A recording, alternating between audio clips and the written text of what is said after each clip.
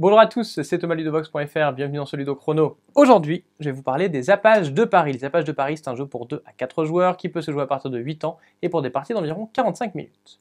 Donc les zappages de Paris, c'est un jeu dans lequel vous incarnez un gang d'apaches et vous allez essayer de vous enrichir en contrôlant les quartiers de Paris. À chaque manche, pour chacun des quartiers, ce sera le joueur qui a la majorité dans ce quartier qui récupérera la tuile associée à ce quartier. Mais attention, cette tuile, elle pourra être positive ou parfois elle pourra être négative.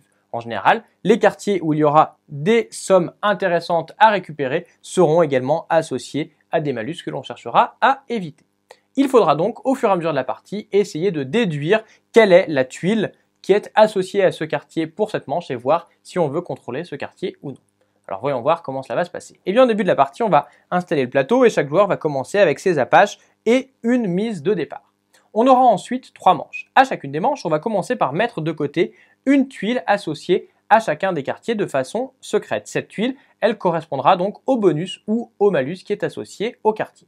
Puis, les joueurs vont à tour de rôle piocher dans les tuiles qui restent jusqu'à ce que toutes les tuiles aient été récupérées. Chaque joueur n'aura connaissance que des tuiles qu'il a récupérées, pas de celles des autres joueurs et évidemment pas de celles qui ont été mises de côté. On pourra alors commencer la partie. Celle-ci est organisée en une succession de tours. À chaque tour, les joueurs vont pouvoir faire entre 0 et 2 actions facultatives et une action obligatoire.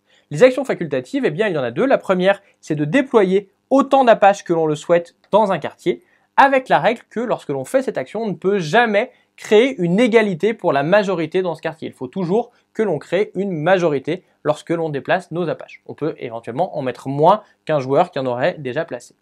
Quand on déploie nos apaches, on peut déployer soit des meneurs qui sont les grands apaches, soit les petits qui sont les novices. Les novices, eh bien, ils ne peuvent jamais être seuls sans la présence d'un meneur et ils ne peuvent être utilisés qu'un seul tour. Ils sont défaussés à l'issue de la manche en cours. La deuxième action facultative, c'est de déplacer 1 ou 2 apaches depuis 1 ou 2 quartiers, là aussi en ne créant pas d'égalité. Par exemple, je peux déplacer mes apaches comme ceci. Une fois que j'ai fait ça, je vais devoir faire mon action obligatoire qui est de prendre une de mes tuiles et de la révéler, puis de la placer sur le plateau. Comme j'ai dit, révéler cette tuile, ça ne peut pas être celle qui a été mise de côté. Donc petit à petit, on va avoir des indications sur chaque quartier pour quels sont les bonus ou les malus qui vont être associés à ce quartier. Une fois que j'ai fait ça, mon tour est terminé, c'est au tour du joueur suivant. On continue ainsi à enchaîner les tours jusqu'à ce que l'on arrive au dernier tour, c'est-à-dire qu'il ne reste à chaque joueur qu'une seule tuile. Là, ce tour est un petit peu différent, l'ordre du tour va changer, il va dépendre du nombre d'apaches qui ont été déployés. Une fois que c'est fait, on va pouvoir résoudre les quartiers. Une fois que toutes les tuiles en possession des joueurs ont été placées, eh bien on va passer à la résolution. Pour chaque quartier, on va regarder le joueur qui est majoritaire et on va regarder le bonus ou le malus qu'il récupère. Par exemple, dans le quartier vert, le joueur rouge va récupérer 500 francs car il est majoritaire. Dans le quartier rouge, le joueur qui est majoritaire va faire un braquage et il va récupérer 400 francs.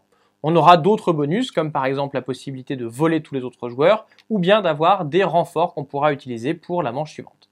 Mais il y aura également des malus. Dans certains quartiers, les joueurs qui seront majoritaires vont avoir des malus comme par exemple avoir un meneur ici envoyé au cimetière qu'on ne pourra plus utiliser. Dans le quartier orange par exemple, le joueur devra envoyer un de ses meneurs à l'hôpital, il va être indisponible pour la manche suivante, on le retrouvera à la manche d'après. Enfin, dans le quartier bleu, eh bien, ce sera un meneur qui sera envoyé en prison. Cela va se passer exactement comme à l'hôpital, mais on pourra payer pour le faire sortir plus vite.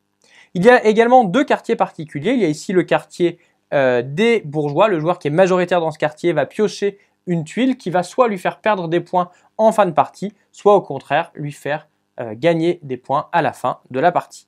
Le dernier quartier, c'est le quartier du receleur. Le quartier du receleur va nous permettre de récupérer des renforts et d'avoir des bonus pour les cambriolages qu'on a réussi à faire pendant cette manche. Une fois que tous les quartiers ont été résolus, on va pouvoir enlever tout ce qui était sur le plateau et commencer une nouvelle manche.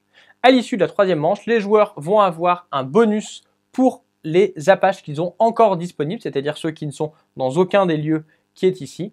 Les joueurs vont alors faire la somme de ce bonus de points avec l'argent qu'ils ont récupéré pendant la partie. C'est le joueur qui a le plus de points qui est alors le gagnant. Les apaches de Paris, c'est donc un jeu dans lequel il va falloir déplacer nos apaches intelligemment pour pouvoir prendre le contrôle des quartiers, mais surtout essayer de déduire les quartiers qui vont nous donner des bonus et éviter ceux qui nous donnent des malus. Voilà, vous savez presque tout sur les apaches de Paris. Maintenant, à vous de jouer et à bientôt sur Ludobox.fr.